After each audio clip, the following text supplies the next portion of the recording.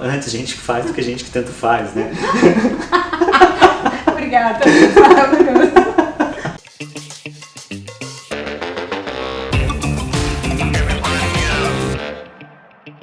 Bem-vindos à Imprensa Marrom, meu nome é Cristina Marrom e hoje eu estou com... Daniel Augusto, que é... diretor de cinema. Acabou de televisão. Cinema e televisão, sim. Televisão, exatamente.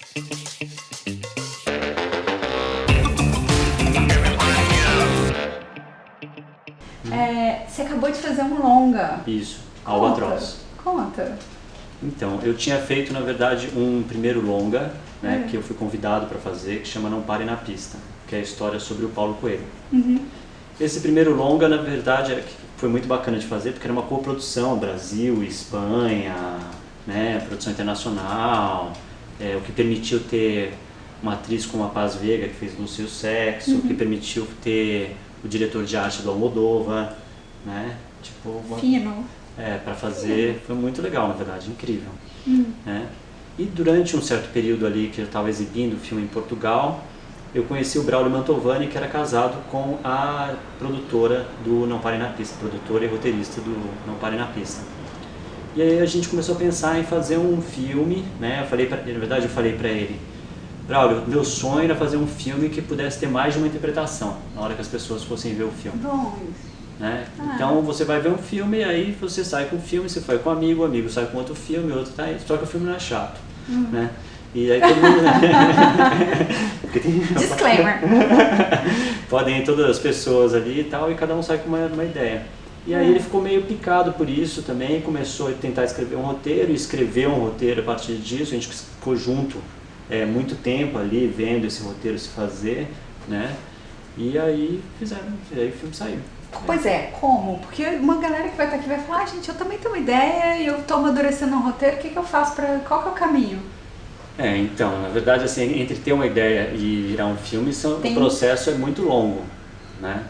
Numa época que faltava... Não desistam. Não desistam, nunca. Na verdade, a época que eu comecei a fazer cinema era a época para totalmente desistir. Era a época que tinham acabado com a Embrafilme, que não tinha nada... Era Collor, gente. Produzia, assim, 1 ou 2 filmes por ano, sabe? Foi treta. Era treta. Então não dava para fazer cinema naquela época, no entanto, resistimos, fizemos, né? Então, aconteça o que acontecer, resistiremos. Somos sobreviventes. Somos sobreviventes, sobreviveremos. Né? Mas qual era a pergunta mesmo?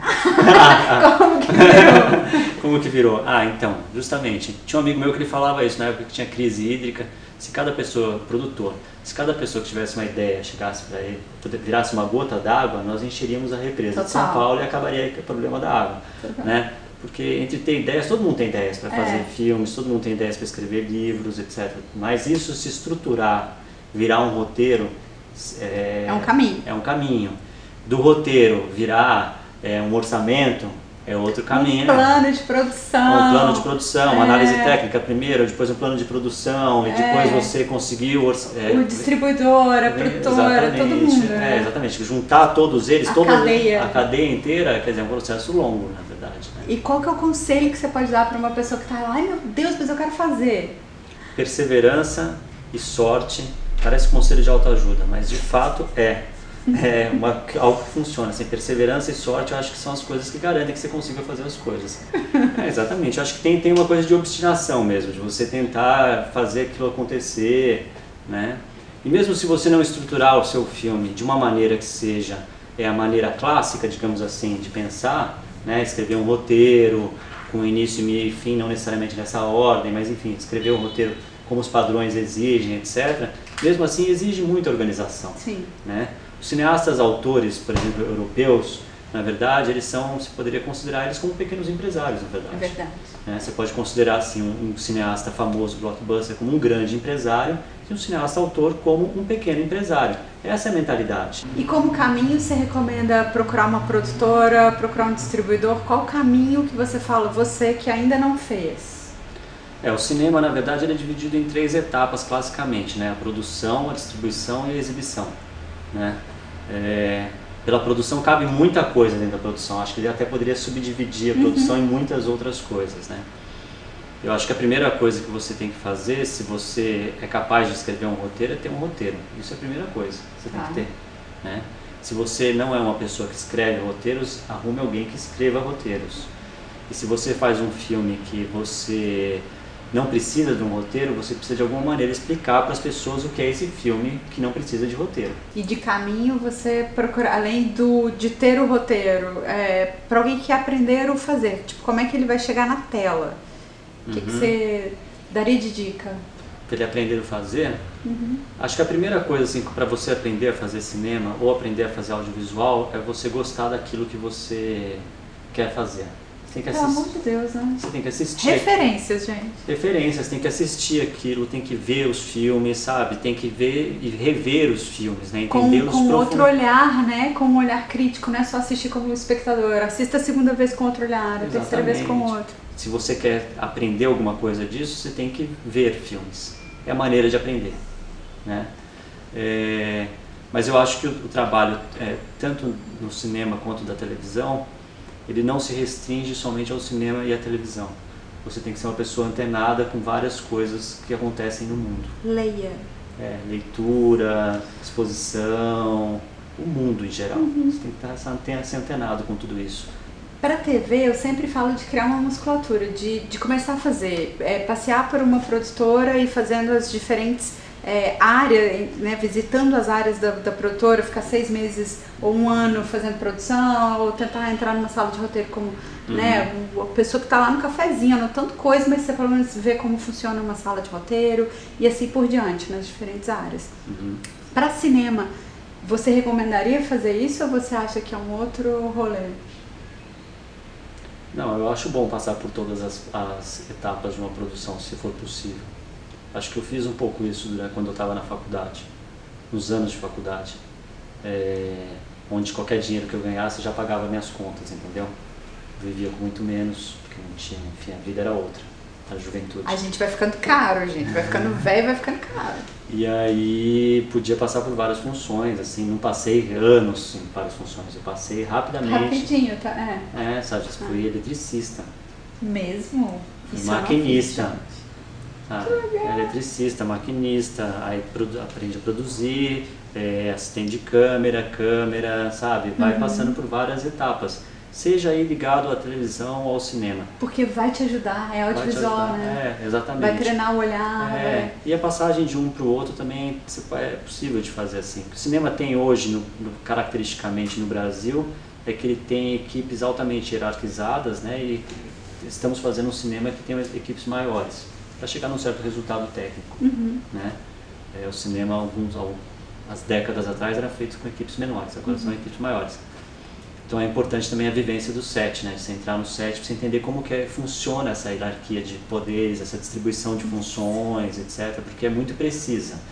Cagadas a serem evitadas. O que você fala de don't do it? O que eu acho, assim, tem um lado que você tem que arriscar. Porque ninguém tem bola de cristal. Não dá para saber o que seu filme vai ser, ou o seu programa de televisão vai ser. Você faz um pouco porque você acredita... Não, mas tem pesquisa. Tem pesquisa, tem. Mas elas não são totalmente... Não é preciso. Não é totalmente preciso. Eu acredito que, assim, tem coisas que você pode pesquisar, etc. Mas, convenhamos, se houvesse uma fórmula perfeita, assim, todos os filmes hollywoodianos fariam sucesso, independente até da sua publicidade que está em torno deles. E a gente vê que não é isso, né? Não, e tem filmes excelentes e tem filmes ruins. Eu fico pensando assim que muito do que a gente saca é o que, pelo menos para TV, você sabe onde você quer chegar e o legal é você conseguir convencer o seu player que vocês estão no mesmo lugar, para ele ter segurança. Ele quer alguma coisa ousada fora da caixinha, mas ele caga de medo de fazer algo novo, diferente, ousado.